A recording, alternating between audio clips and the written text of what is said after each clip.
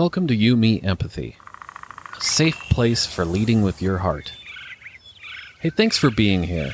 You, Me, Empathy is the official podcast of the Feely Human Collective, a collaborative mental health community designed to empower each of us to grow our capacity for empathy, vulnerability, and emotional wayfinding.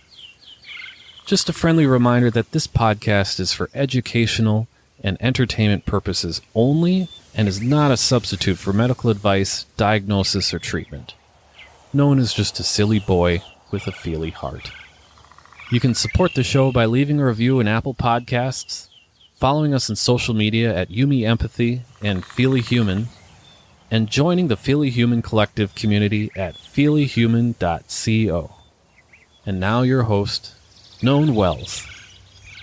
Hello, Feely Humans. Welcome to another episode of You, Me, Empathy. My name is Known Wells, and this is episode 161 on the opportunity and beauty of impermanence with my guest, Jason Garner. Jason and I, in this episode, explore the heaviness in the world right now, losing his mother to stomach cancer at an early age, the power and danger of stories, meditation and learning to find stillness, and, as I mentioned, the opportunity and beauty of impermanence, of not knowing, of change, of the moment. So we talk a lot about that in this episode. I really enjoyed this conversation. Jason is such a thoughtful, sweet, vulnerable human. I really enjoyed this chat, and I think you will love it too. Before we get to the chat with Jason, I wanted to remind you that you can support me and the work I do in Feely Human and in this podcast, You, Me, Empathy, on Patreon. It's patreon.com/feelyhuman.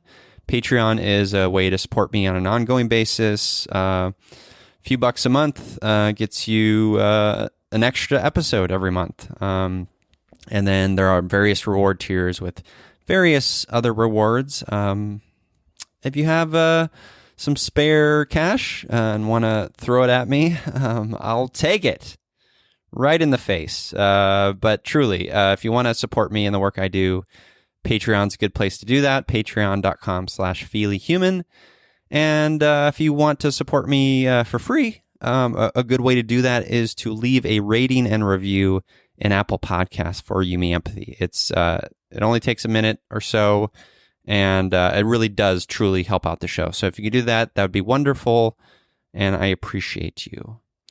And I'm also, I'm working on some new projects, some exciting things coming up for Feely Human. So if you want to join the community there, go to feelyhuman.co, sign up for the newsletter. I send that out once a month, and if you're a writer, I'm looking for new stories in the journal, so check that out at feelyhuman.co/journal. And also, I'm looking for workshop leaders, so if you want to go to feelyhuman.co/collaboration and see all the ways that you can collaborate with me and Feely Human. So check that out. feelyhuman.co is the website. And the last thing I wanted to mention, today is Monday, January 18th. It is Martin Luther King Jr. Day, and I'm linking the letter from a Birmingham jail, his famous letter that he wrote while in jail. I linked that in the show notes. It's wonderful. I highly recommend you read, if you haven't read, but if you have, read again. It's so prescient, it's so beautiful, and we need it. And there's a quote in here. So much of it is so good, but there's something here that I wanted to quote. He says, quote, "I had hoped that the white moderate would see this need. Perhaps I was too optimistic. Perhaps I expected too much. I suppose I should have realized that few members of the oppressor race can understand the deep groans and passionate yearnings of the oppressed race, and still fewer have the vision to see that injustice must be rooted out by strong, persistent, and determined action." End quote. Ain't that the truth? I'll leave you with that. Please go read Letter from a Birmingham Jail. We need it. And enjoy this episode with my guest, Jason Garner. He's wonderful. And remember, there is so much opportunity and beauty in impermanence. Enjoy.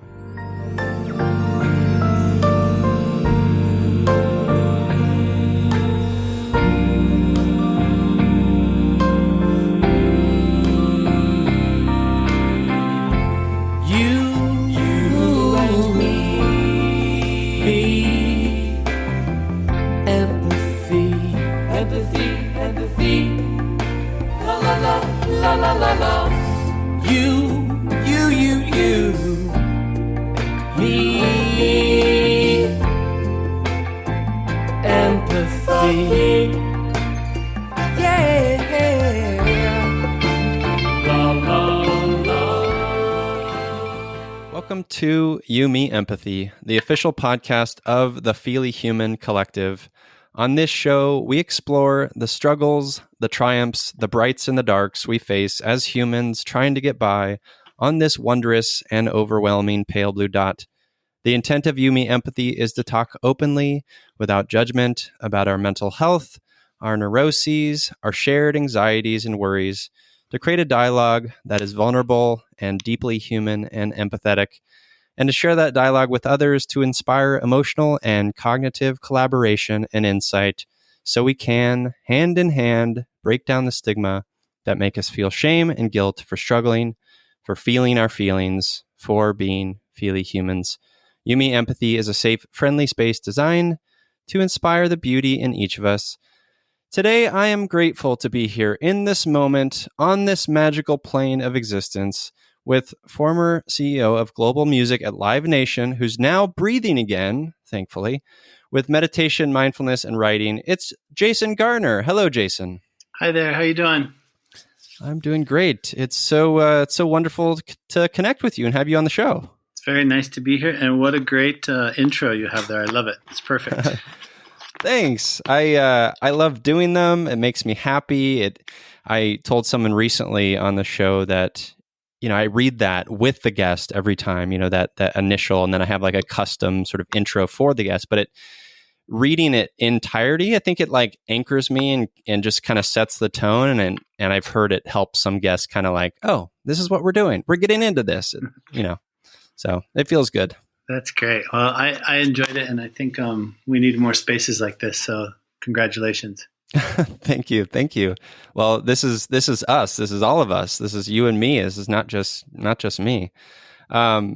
Before we get into your story, Jason, we always start off the show with an emotional check-in. How are you feeling?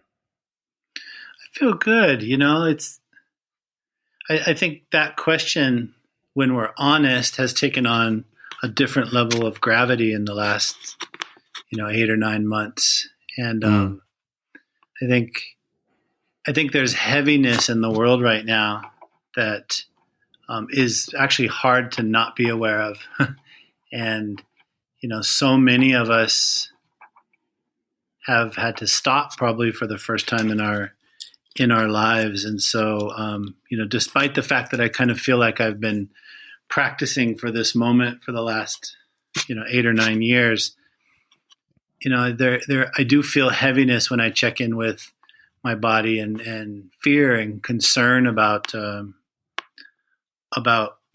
state of our world. Yeah. And of course I have a practice and a life that is big enough to hold that. But I think it's important to recognize and to be honest about that feeling that the usual kind of I'm doing great. I do have to say together with I am doing great and I feel good. And then there's also this heaviness that I feel is kind of weighing on our world and on me at this moment. Yeah, I feel that deeply. There's a couple of things that you listening to you speak and listening to you say that makes me feel two things. One is you're right. I think there is this thing we do as humans where we don't want to go there. We don't want to go to the places that maybe are uncomfortable for ourselves and for others even, right?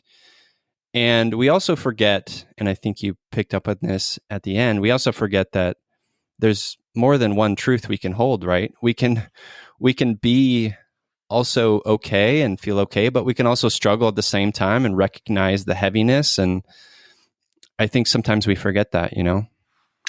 Yeah, I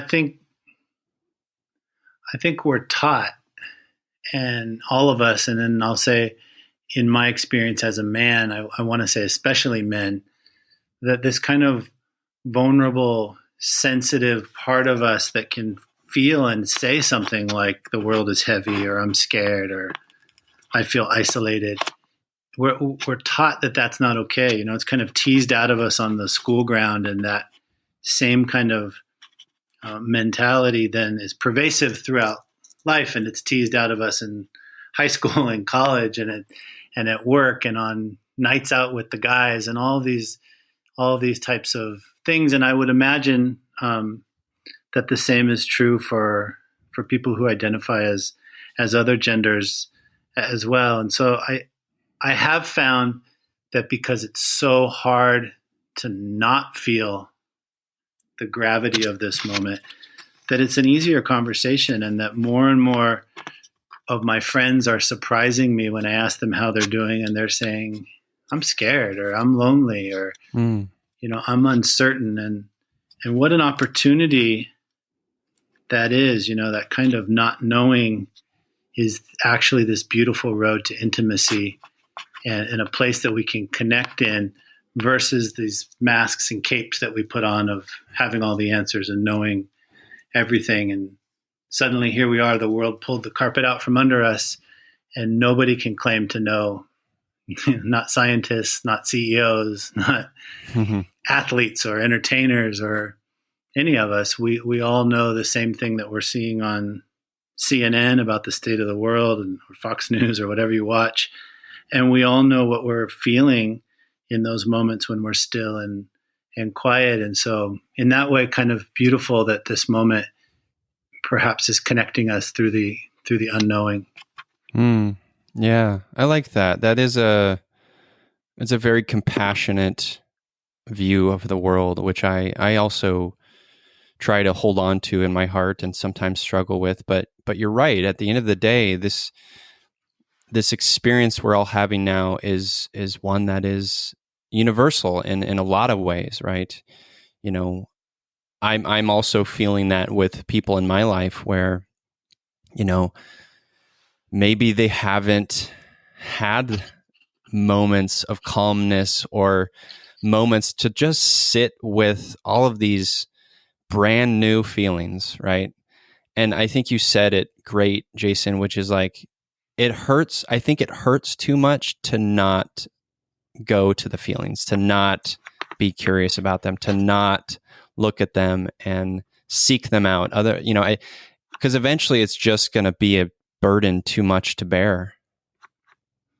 Yeah, and I think the places that we've gone to hide traditionally have been taken away from us during the pandemic. Sure, a lot of us don't have jobs right now.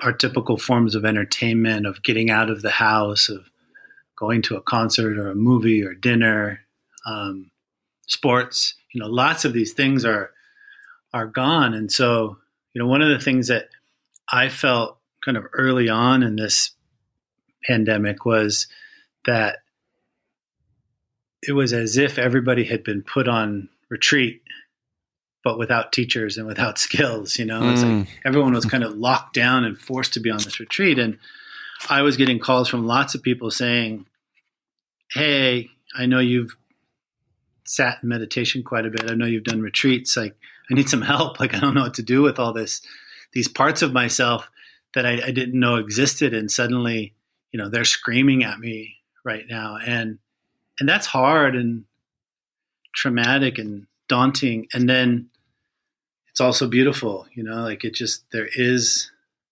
something about this kind of uncertain time that does turn us towards intimacy in a way that I think perhaps our society is not normally geared towards.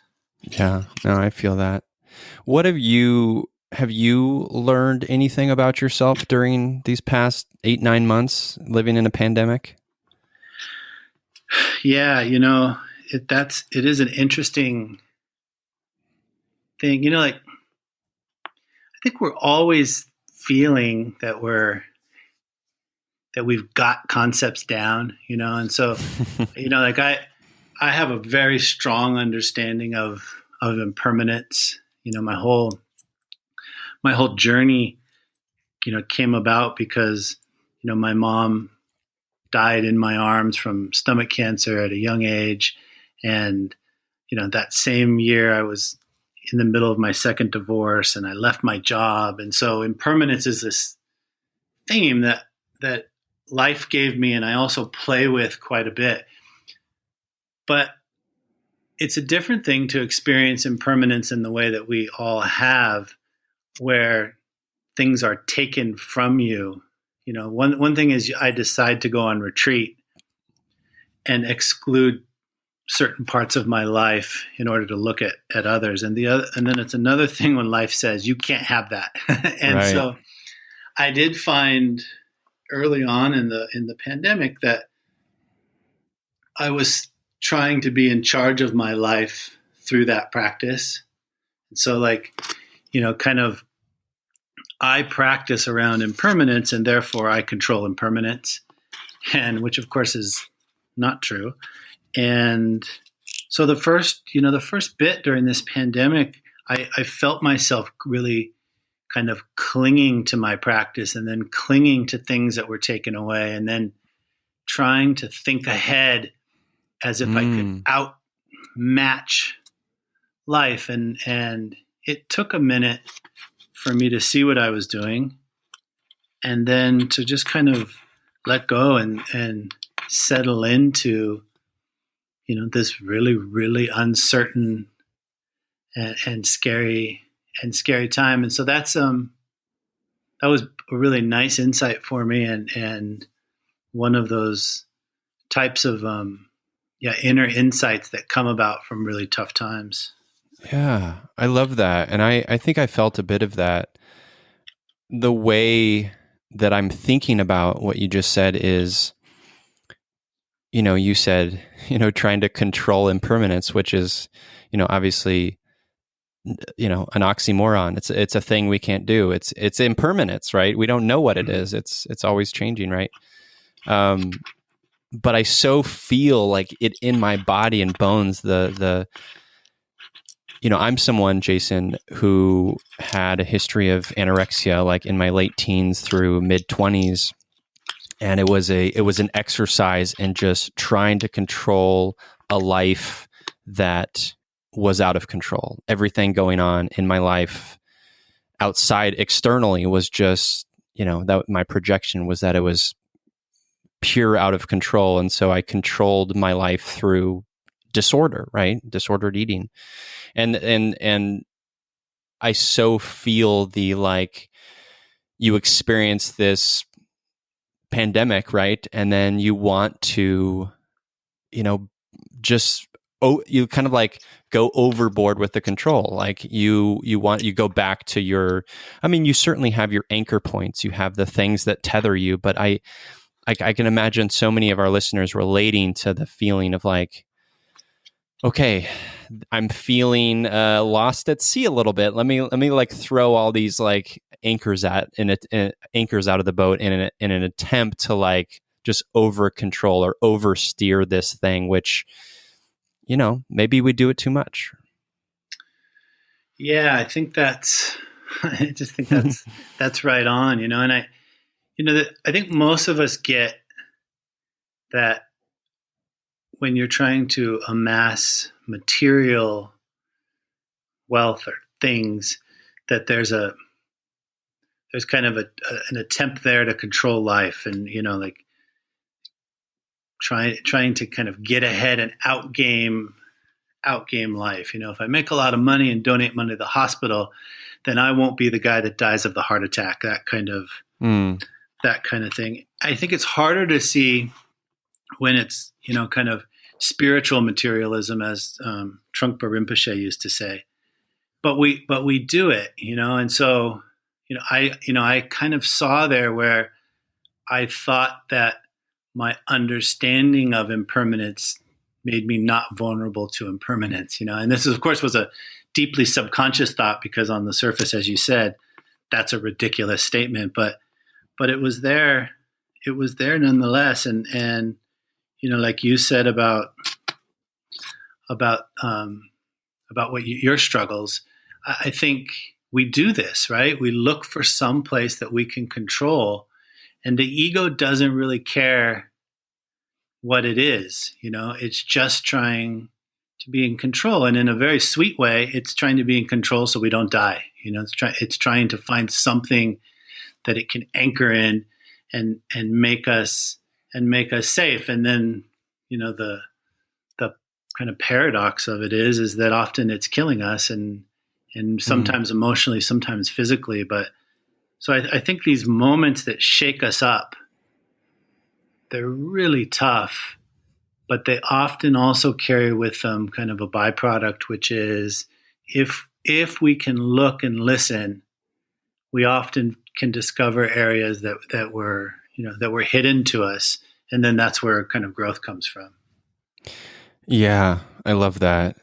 And that seems like it's everything, the looking and listening, because, we mentioned impermanence. You mentioned impermanence. I always sort of refer to the pale blue dot, Carl Sagan's, famous writing about like the wonder and uncertainty and beauty and sort of overwhelm of this, living on this planet, right? That is a thing that will always be, right? And, we don't know what's going to happen tomorrow. So the looking and listening seems like a thing that is something we can hold in our hearts that will, allow for a bit more of that letting go we need to do, a little bit more of the curiosity we need to do to grow, as you said, that kind of thing.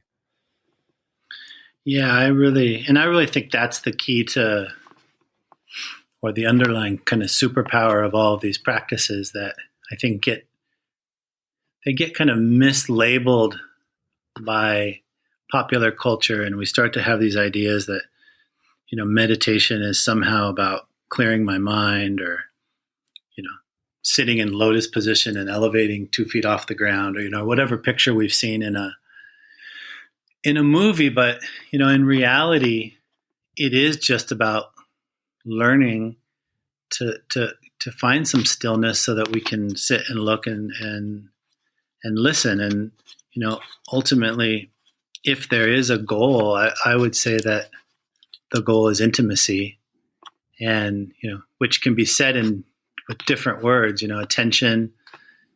Ultimately, though, it's love. And as we learn to sit and look with increasingly less judgmental eyes, or to listen with increasingly less judgmental ears, we grow closer to ourselves. And that's really, the beauty of meditation. And then as I get to know myself, it dawns on me at some point that I know you as well. And you're trying your best as well. And you want to be happy as well. And you have crazy thoughts in your head too. And you're suffering just like me. And then that's when compassion is born. And so I really think, like, when we talk about things like meditation that have been so important to me, it's not this popularized meditation of somehow it makes me better at my job, or somehow I clear my head, or, any of these things that we hear, but just much more on a very kind of simple, fundamental level of just getting to know myself and learning to love myself, and by extension, learning to love you. And then it takes on kind of a much sweeter, more tender flavor, Yeah, absolutely. I want to go back because, you've talked about your story, but my listeners haven't really heard it before. You're in this place now, Jason, where you are, you're in meditation, you're in, you pursue these things wholly and they mean the world to you, but you weren't always there, right? And you've been open about this. I want to go back to a little bit before the loss of your mother and that time in your life where you were, part of the rat race, part of the sort of corporate America culture of, crush, crush, crush, productivity, all of that stuff. Like, I want to help me and the listeners understand how you got to that place. Yeah. So, I mean, I think the starting point is the starting point. So I was, raised by a single mother, my sister and I, and we had no money. We lived in a trailer at a children's home that my mom worked at in the Arizona desert.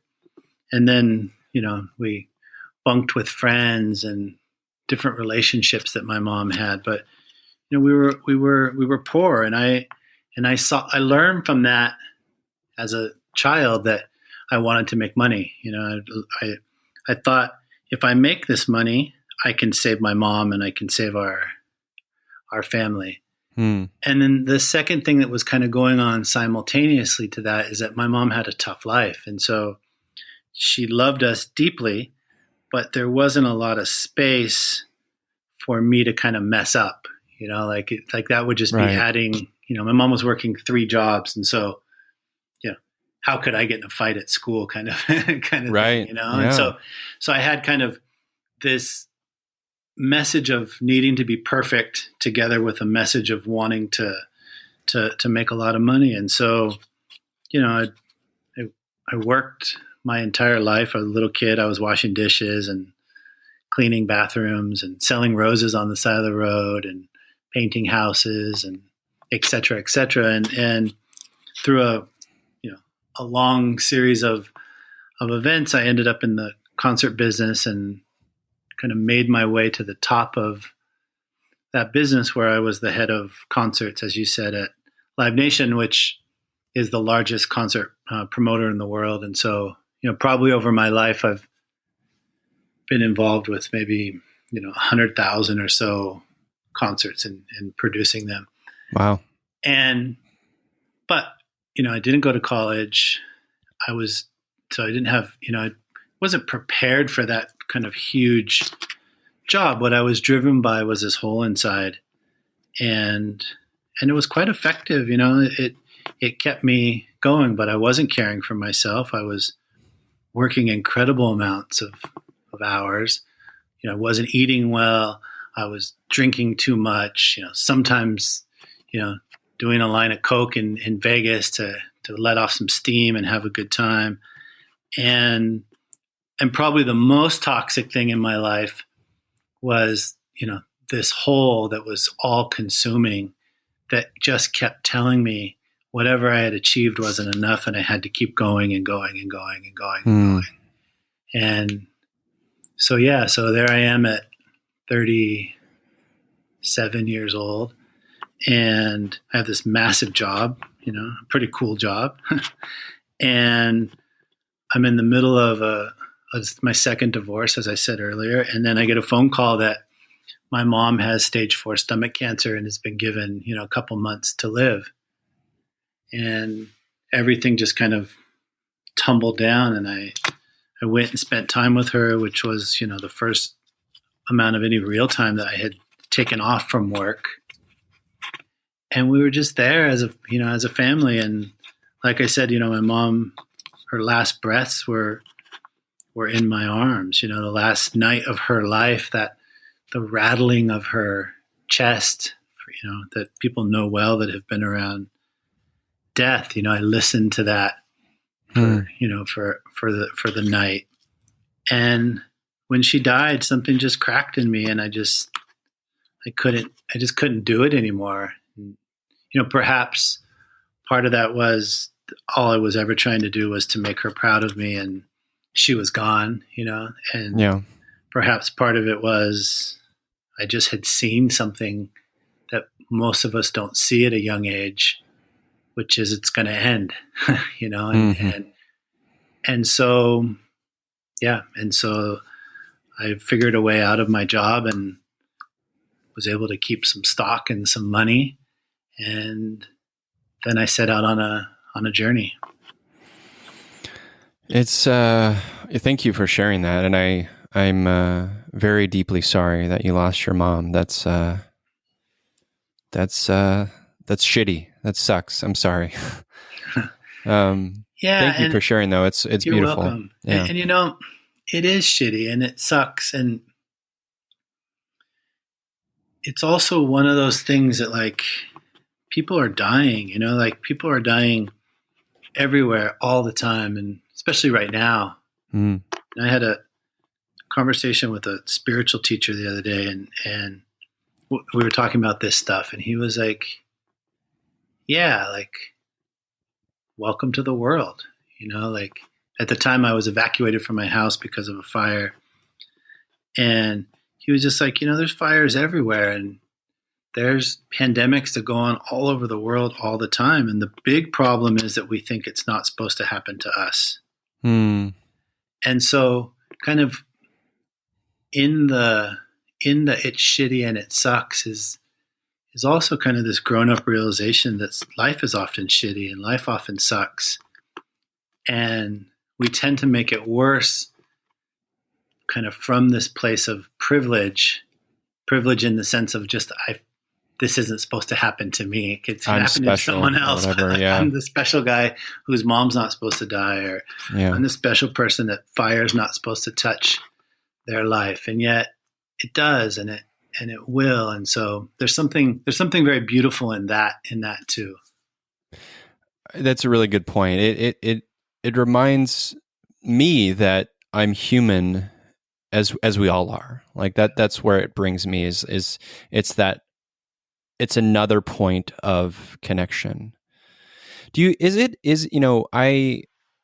I'm not super well studied and well versed on this subject, but the part of you that says, hey, this stuff is not supposed to happen to me. I am the special one. And even if I'm not saying that to myself, like consciously, we feel it, right? Is that piece, is that the ego? Yeah. I mean, for a certain sense, it's all the ego, right? It's like, in a certain sense, our mind has made up this story of who we are. Yeah. And that story, contains certain kind of like a if-and statement, and it's like, and so then this is supposed to happen, and then this is supposed to happen, and then this is supposed to happen. And then life doesn't give a shit, like life's not concerned with the stories that we tell. Life is just unfolding. And I think that's one of the beautiful things that comes from these moments that are unexpected, is that it shakes us, and it shakes our kind of affinity with the ego. And you can feel that, oh, this story I've been telling is not quite it. The story I've been telling is not true. And I think that moment that we can realize that our thoughts are not true always.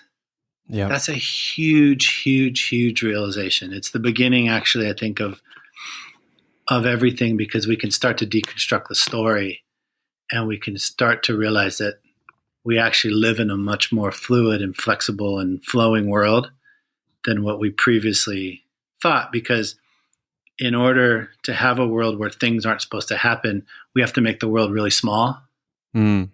And that's part of the pain of it, is that we're really kind of crushing ourselves into a pretty tiny box.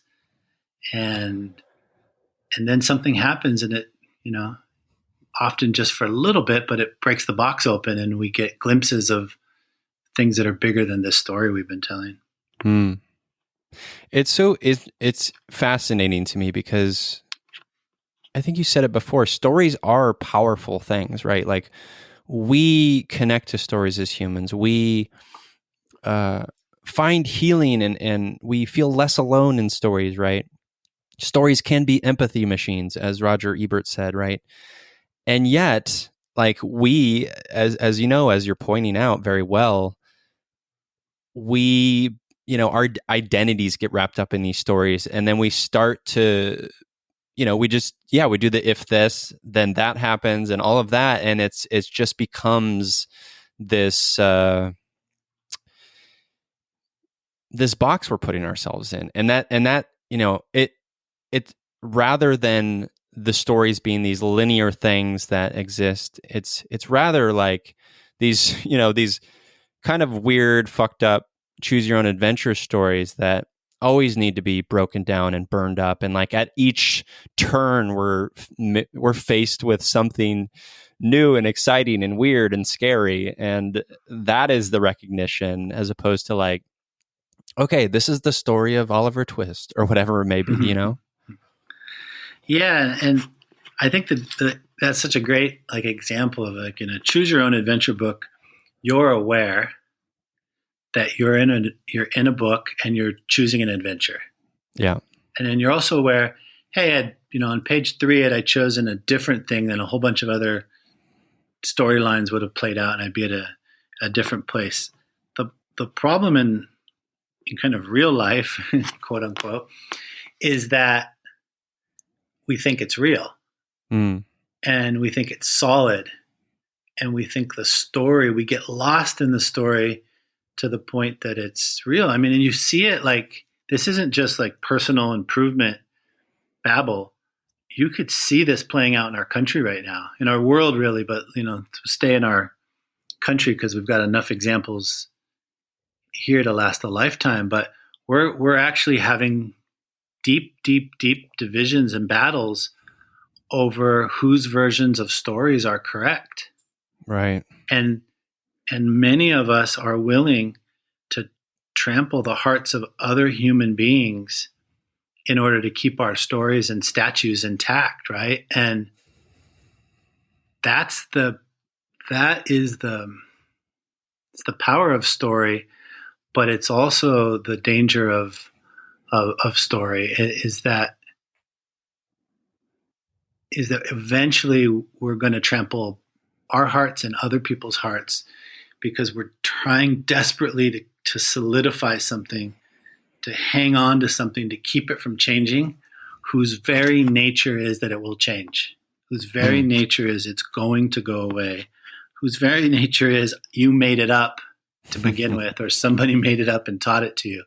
And that's dangerous, and you could feel it going on in our world. And so I think it's important sometimes to take these concepts out of just like, it's not just that I learned this and then my life will be less painful. It's I learned this and I think I can go into the world and be a better human being because I'm actually looking at things that are into a closer version of how they actually are. Yeah. I think I'm it's tiptoeing to try not to be political, but No, it's fine. I mean, I think it's a political time, right? And I think it's pertinent to talk about that division and that, real, like embodied sort of like desire to hold on to our what we think are our stories and our truths, right?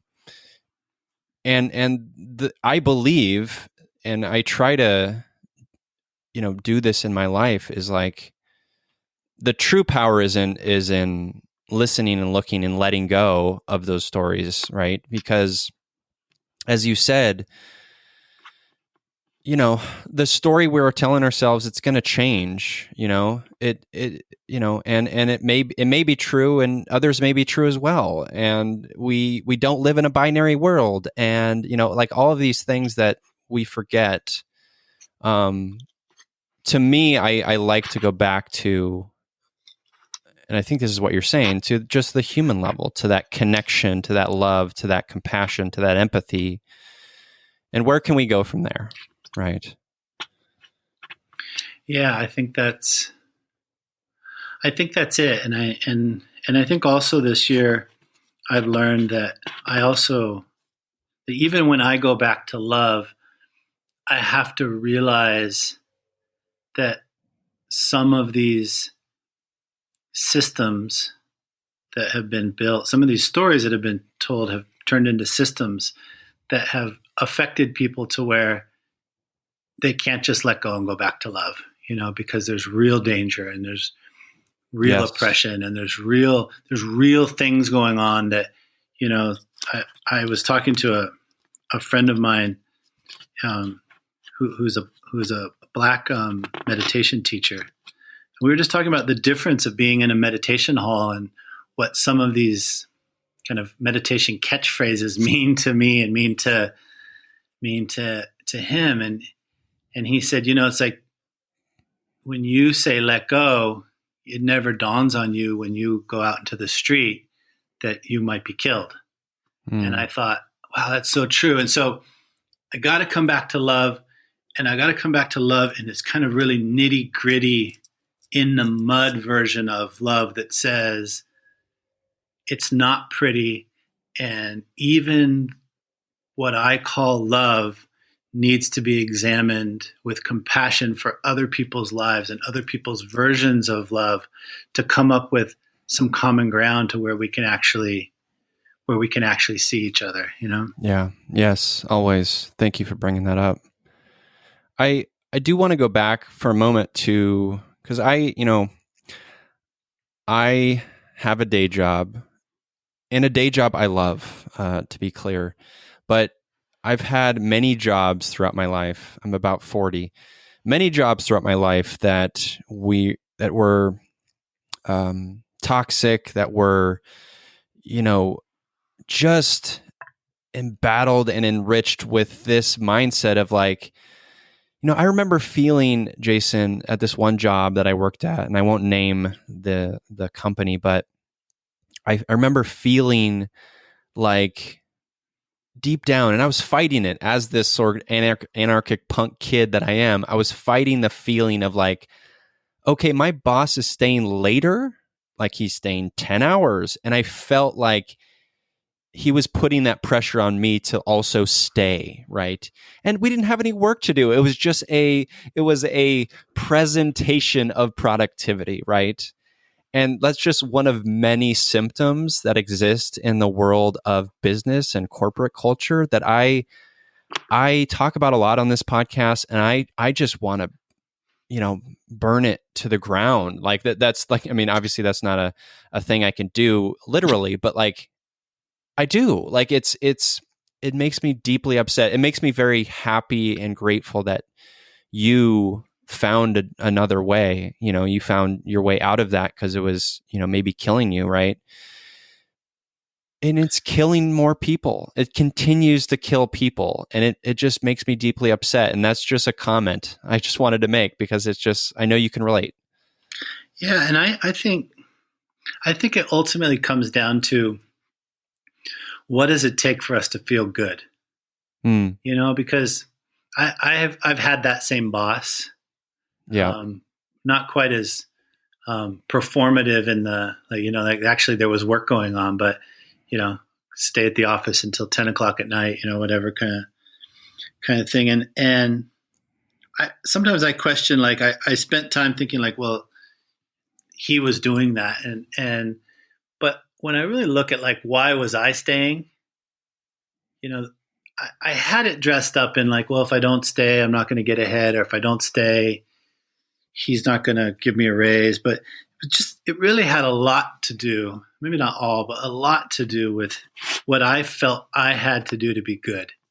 And kind of going back to that childhood scenario of like, my mom wanted me to get straight A's and O's for outstanding in citizenship. It's going to mean like everyone's got to like me. And so I got to make this boss like me. I got to go home, figure out how to make my wife like me, which is hard to do when you're working till 10 o'clock. I got to be a great dad. I got to, and like the conditions for my own worthiness of not even anyone else's love, but Jason's love of himself were stacked so high that it was impossible, and that's that thing that you say of like, I just want to burn it down because it's impossible, and that's another, by the way, another frustration that we see in the world right now, where it's just, for some people, it's just impossible, and then they want to burn it down, and like, so there's some compassion there. And as I started to kind of get in touch with my own heart, I started to see all of the ways that I too was performing, and that so much of it was just grounded in that I thought I wasn't lovable unless I was perfect. And over life, perfect takes on this kind of morphing, I don't know how to describe it, but just keeps growing and growing and growing and growing and growing, like those petri dishes where they put a cell in and then before long it's a monster, that kind of thing. Yeah, no, I feel that. I feel all of that. What were the, as you kind of came out of that world and you started to find your heart again, you started to look into your heart, like what were some of the initial things you did to find that path for yourself? Therapy, like what kinds of things were you doing? Yeah, I mean, therapy was first, and therapy was going on. I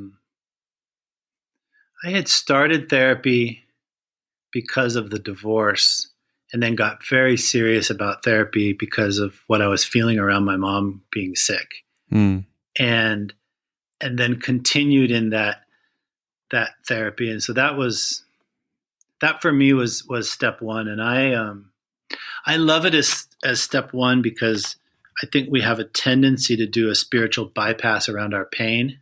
Mm-hmm.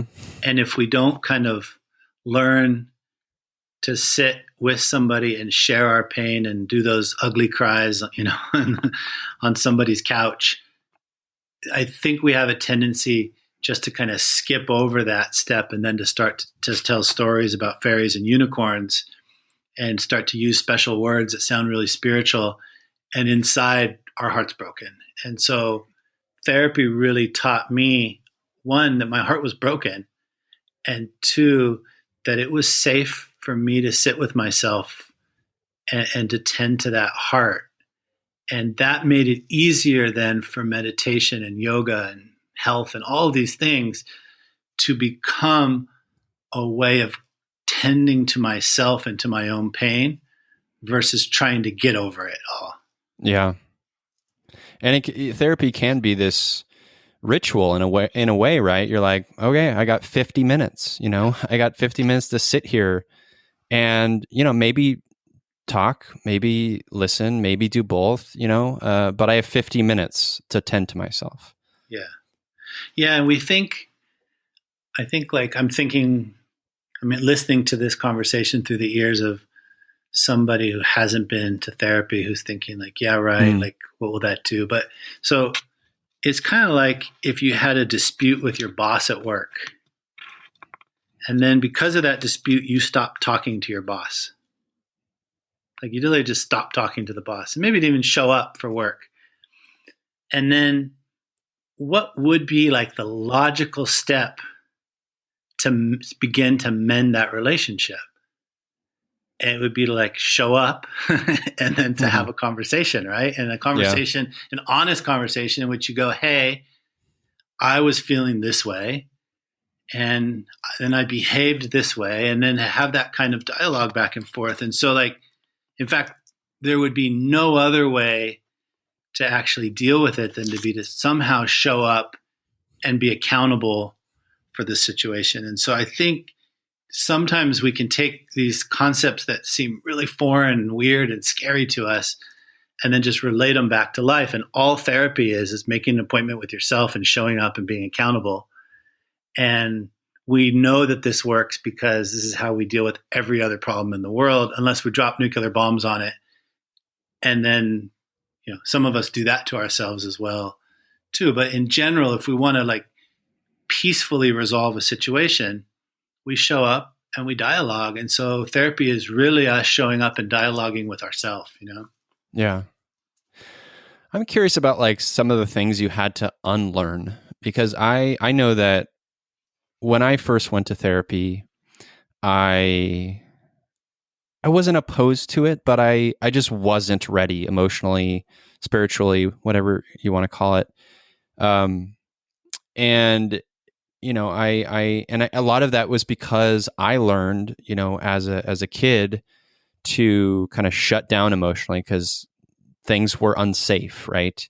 And it took a long time to start sort of opening my heart to feel safe again, And the first time I went to therapy still felt unsafe to me, right? And so I had to do a lot of unlearning around, okay, what does safety mean, right? And then eventually, like, feelings are things I need to look at and be curious about, as opposed to, stuffing them down into my, socks or whatever, right? Yeah. So for you, what are the things you had to kind of unpack and unlearn?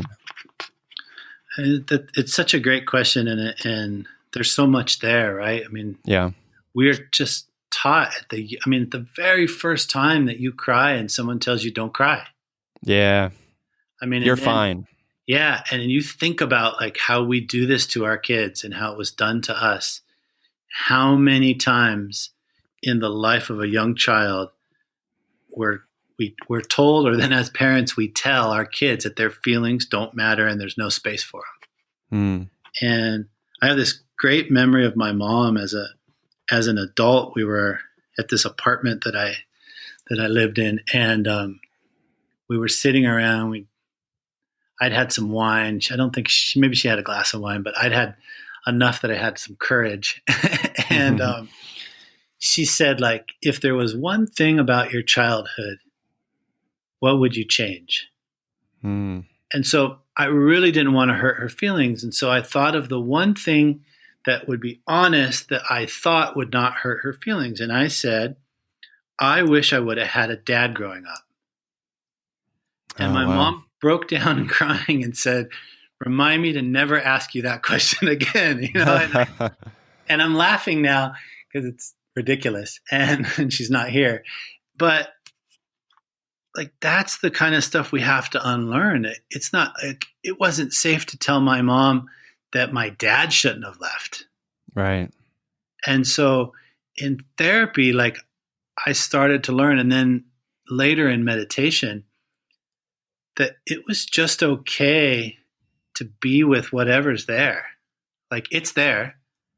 And I can either build a story on top of it and try to suppress it, or I can actually just acknowledge what's there, And so I think the big thing I unlearned is that it wasn't okay to be me, that somehow Jason, as he showed up in that moment, wasn't enough.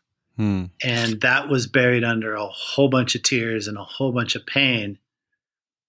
But you can feel the freedom that could come from believing that you're enough and it's okay to be who you are, and flash forward to today, this is what a whole bunch of people are struggling with, is that it's not okay to just be me sitting in my apartment. I'm not enough unless I'm working, sporting, dating, fill in the inging. And it's just, there's such freedom in saying, it's okay to be me. It's okay to be mad at my mom. It's okay to be mad at my dad. It's okay to be ashamed of things that I've done. It's okay to feel guilty. It's okay to feel happy. It's okay to achieve something and take a break. All of these things, right? That like the level of expectation that we've laid on top of ourselves that comes ultimately from that message we learned as children, which is, it is not okay to be you. Right. And wow, that's deep, because we're all going out in the world and we think we're adults sitting around a table negotiating something or having a discussion or working out something with a spouse. And we're actually these 2-year-old little kids who have been told it's not okay to be us. And that's what we're arguing about, And you see it now, right now, thank God for this beautiful example. We see it in government. And you go, wow, like this is where if we take responsibility and we look inside with a little bit of love, we actually can start to make some change, not just in our own lives, but in this circle around us, because we start to show up actually as whole adults versus hurt children, which is just a really sad, horrible thing to think about. Like how many of us are carrying this deeply seated belief that you are not good enough. Yeah. You know? Yeah. I mean, I know I do. My stories, my old stories are that I don't deserve love and that I deserve to be in pain, right? Like just these, nonsense stories I tell myself. And, you're right. It's so, like I hear it again and again, these things. And the reality is, it's, I think in that acceptance of ourselves comes the peace and freedom and sort of letting go to like then allow ourselves to start knowing ourselves better and to loving ourselves even better and brighter, Yeah. Yeah. And I think one of the important things is that I in no way want to give the impression that I'm cured. like all of these thoughts and emotions are still there. They still come up, but I have a relationship with them now because I stopped hiding from them, and so I still have times all the time, including today, where insecurities of not being good enough creep up. Yeah. And the difference is it's not the governing story that's dictating my actions. It's a story that's running that, on my best days I'm aware of and compassionate to. Sometimes I'm blind to it, but it doesn't go on for too long before I go, oh, that's you. Come on, here, come over here, take a seat and let me give you a hug and it's going to be okay. And that's definitely not what your wife was saying to you, right. and so it's like, I think that's an important part of all of this is that I think we want all of these things to be cures. We want all of these things to like, okay, cool. So I meditated for 30 minutes. Now everything's good. I go, no, it's not. This is a lifelong relationship. And like every relationship, it requires your presence and attention and ultimately love. And that's hard because I think we don't think we're worthy of that. And so that's why these things start off as kind of habit building exercises and practices and programs, because it takes a minute to get ourselves into a place where we think it's okay to spend 15 minutes meditating, If I knew the number of people that have told me I don't have time. Oh, sure. And then you go like, you don't have 5 minutes to sit and breathe? Well, I guess 5 minutes. I mean, like think about out of 24 hours in the day, what we believe the value of our own heart is that it's not worth 5 minutes. And that's not a knock on anybody, because this is 100% what we've been and are being taught. And it takes, like you described yourself earlier, like with some rebelliousness, or something like that. You use the word like that. We got to be a little rebellious and go like, this is bullshit, man. Like my heart is worth it. And I'm going to sit here and care for myself for a few minutes. And then just those few minutes, like that example we used earlier, where you walk into your boss's office and sit down and say like, hey, I was wrong. It starts a whole new relationship, and something beautiful can happen in just a few minutes a day because we're just paying attention to ourselves, Yeah. So Jason, for the listeners who, maybe have been in a place where they felt like I don't have the time to meditate or, go there. And I definitely resonate with that at times for sure. Like, can you maybe share a few tips for someone who's maybe never meditated? Yeah, I think it's one of the biggest questions I've been getting over during the shutdown since kind of the awareness of COVID began, has been like, how do I start meditating? And one of the things that I've started to say to people is don't add one more thing that you're supposed to do right now. Instead, like maybe just set an alarm in your phone for a couple minutes every hour and just close your eyes and breathe. And then if you want kind of like a question to hold while you're sitting and breathing, is just like, what's it like to be me?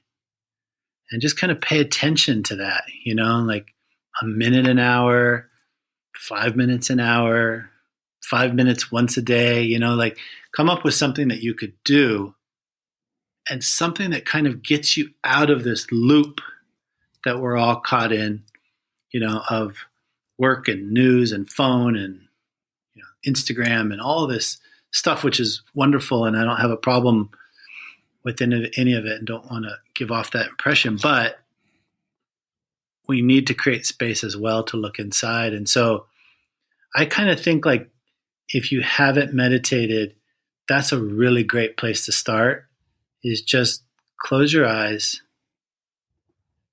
take some breaths, and just explore what is it like to be you right now. I feel antsy. I think this is stupid. I feel embarrassed. I think I ought to be getting back to work. I really want to check my phone. I wonder who's ahead in the debate.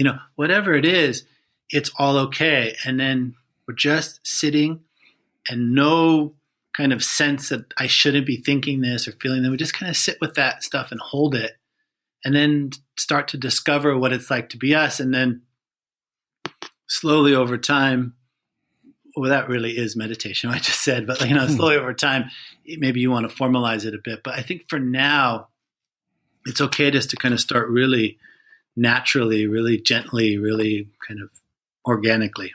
Yeah, that's very helpful. Thank you.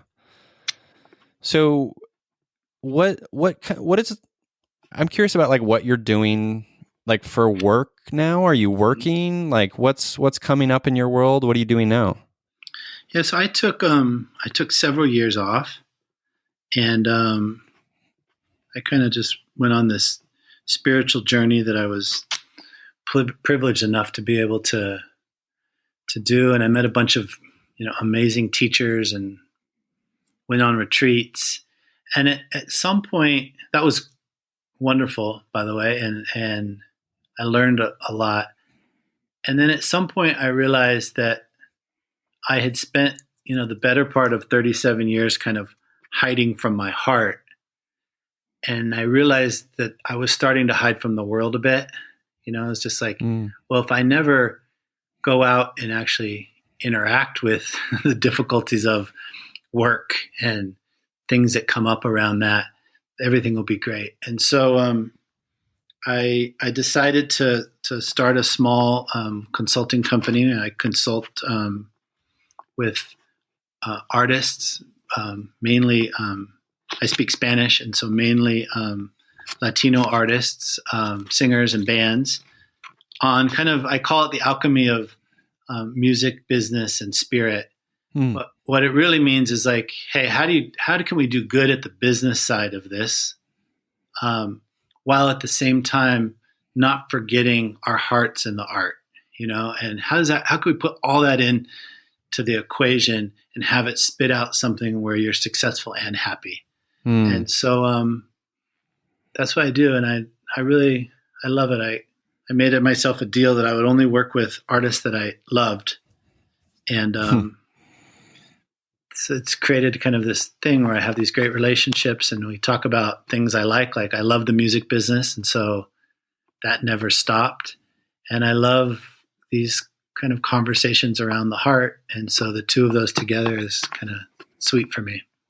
I love that so much. And the heart isn't often referenced in the context of business or industry or whatever, right? And so I'm grateful that you're taking that, that view on it, that position on it, because it's as you know so well, it's all of it, right? It's the whole picture, and the heart brings the balance.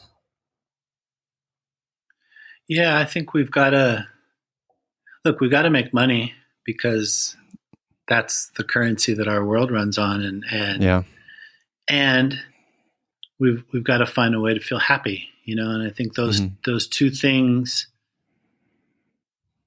there's a lot of people who kind of teach like money doesn't matter. Sure.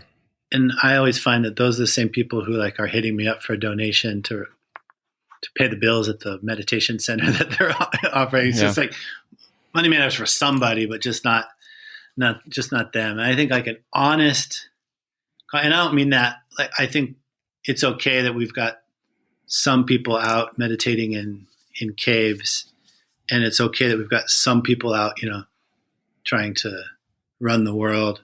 But I think for most of us, we need some kind of middle ground. And so I think, kind of if we keep both of those things present, I need to make money and I need to be happy. And then sometimes it will tilt to one side or the other. Like the word balance, I have trouble with. And I like to think of it more as flow. Mm-hmm. And so when I notice that I'm having trouble in my life, it's because one of those two things isn't flowing. I've kind of stagnated the happiness and I'm only thinking about business, or I've stagnated the business and I'm only thinking about happiness.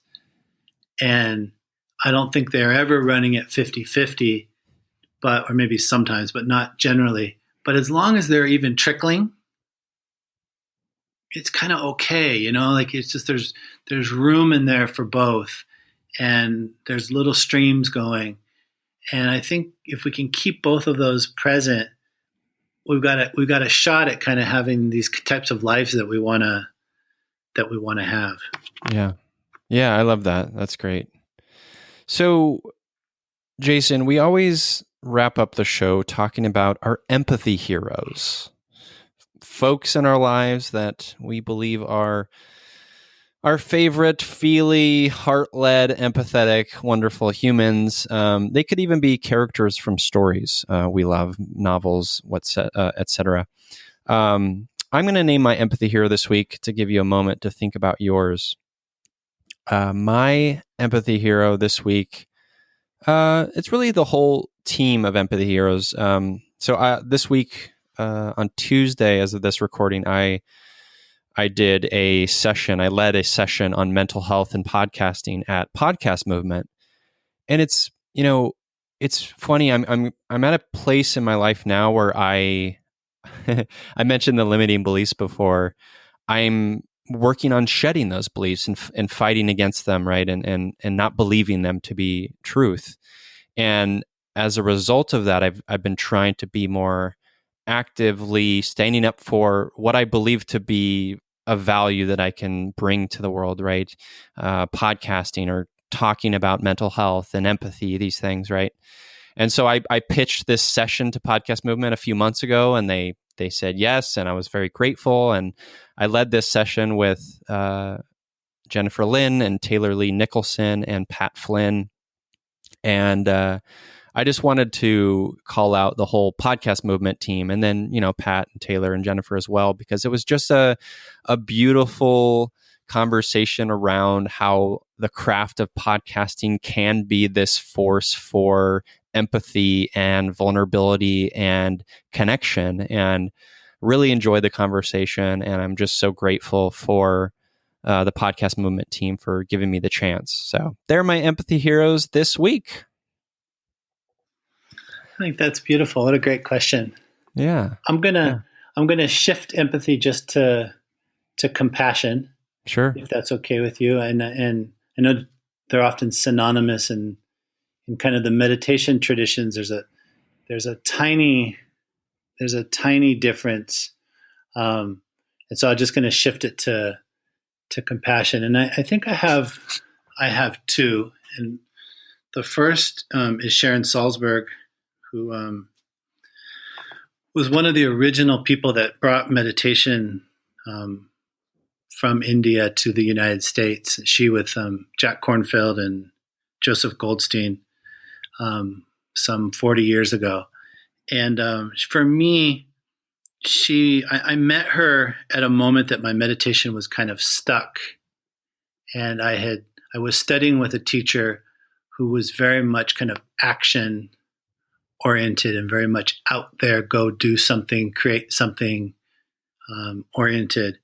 And because I was coming from a corporate and professional world where all that mattered was out there, it just wasn't clicking with me. And I met her, and she really taught me how to care for my heart. She really taught me a lot of these things that I talk about kind of forming new relationships with ourselves and being there for ourselves. And, she's someone who experienced a lot of pain in her own life. And so it was kind of safe place to talk about pain and to learn how meditation, we can learn to hold our pain. And so Sharon, who I love, is one. And then the second is a new acquaintance for me. And his name is Lama Rod Owens. And he's in the Tibetan tradition. And his book, Love and Rage, is just kind of this great book title. I just loved it. And he's a Black queer man. And so it's about his experience, but it's also a very deep Dharma book about how love and rage can sit together, in a meditation practice. And for me, he's kind of introduced the concept of the broken heart, like that. Actually, that phrase is something that I've stolen from him. And so it just in the fact that we can even talk about broken heart, you can see where the empathy and the compassion comes in. And so those two right now are kind of front and center in my heart and in my mind. I love that so much. Thank you for sharing that. They sound amazing. I mean, I'm very familiar, not very familiar. I'm certainly familiar with Sharon Salzberg, but I'm not familiar with. Can you name what's his name again? Yeah, his name is Lama Rod Owens. Lama Rod Owens. I'm not familiar with him. He sounds amazing. Very, very eager to learn more for sure. Yeah. So thank you. It's like that's an interesting thing because I know we're wrapping up, but I'll just share this. Go ahead. That's kind of, I had this goal this year is I wanted to diversify kind of my teacher base and my influence. And one of the things that I found is that all of my teachers were either white or Asian, but not because I found an Asian teacher, because a lot of these practices are rooted in Asia. They came from Asia. Yeah. And so when I really said I want to have some other influences, and there is this very, very rich movement, a new, relatively new movement of African American teachers that Lama Rod is kind of one of the leaders of. And when I bring up his name, oftentimes people tell me, "Oh, I don't know him," and I can feel that because I didn't know him either. But it's worth it. And Zenju Earthland Manuel is another really, really wonderful Black teacher, and it's just, I don't know. I have found new vocabulary and new concepts and things that I've learned and things that I felt that I wasn't hearing from other teachers. And I think we all know diversity is important, but it's taken on kind of a deeper place for me because I've really discovered some beautiful teachers, and he's one of them. Thank you. Yeah. No, it's a beautiful example of, the growth and learning and just heart leading, just heart growth that we can do as humans when we can interact with and connect with people we don't usually interact and connect with, right? people from different perspectives, right? People from different backgrounds. Like that is crucial part of human growth. And it's a good example of that. Yeah, I think that's it. And it's uncomfortable sometimes, like Totally. my son, who is half Mexican, he went to work for Bell Hooks. Oh, wow. Who's one of the original teachers on kind of the intersection of race and feminism and capitalism. Yeah. Bell Hooks is amazing. It was this beautiful opportunity for him. And he was learning on his own, and then he was learning more with her. And I wrote this piece about him leaving home and going to be with Bell. And Bell read it and said, he may be a white supremacist, capitalist member of the patriarchy, but I love him. And I tell that story because those words were not something I was used to hearing myself described as. Yeah. But she encompassed it in love. And while they were painful, I could hear it. And then we all started having discussions, and we were, because there was this kind of envelope of love, it was this really kind of beautiful learning experience for me. And I just think, I think when we can, again, going back to kind of that see and hear, when we can see and hear, and when we're willing to go on that exploration, we can discover uncomfortable truths about ourselves, which ultimately leads to us showing up in a more tender and vulnerable way. And for me, hopefully trampling less hearts in this world, which is like a pretty basic goal that I have, I want to make people feel better. Yeah. And I want to discover where am I hurting people. And so, I think that's kind of what this path is all about. It's amazing. I love that. And I love Bell Hooks. Yes. She's wonderful. Well, Jason, where can the listeners connect with you and learn more about the work you're doing? I am on social media. I guess I'm on all of them, but I really kind of like Twitter and Instagram the best. And that is the Jason Garner at both of those. Garner is Garner. And then I have a website, which is jasongarner.com.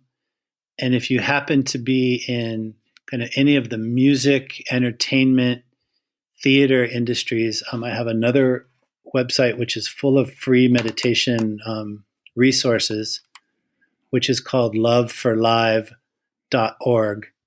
And I created that site to help with the mental health of all of the people who are in those spaces whose business is shut down. And there's free meditation classes there and conversations with the teachers that I've talked about today and many others. It's really a wonderful resource. I guess even if you're not in the entertainment industry, the site's there, and it's all free, so you should check it out. It's called loveforlive.org. Amazing. Well, listeners, all of those links will be in the show notes, including links to Jason's Compassion Heroes. Jason, thank you so much for being a part of You Me Empathy with me. Thank you. This was really really wonderful. You never know how these things are gonna go. Oh, I know it. Don't I know it? Sometimes you get these, okay, seven tips for success, and get out of here. I don't want to talk about your heart. And so thank you so much for creating this space, because I love this. I could do this every day, and I really appreciate you and appreciate you doing this. Listeners, as I always say, I'm here, you're here, we're here together on this wayward, overwhelming, awe-inspiring, pale blue dot. We have each other. It's You, Me, Empathy.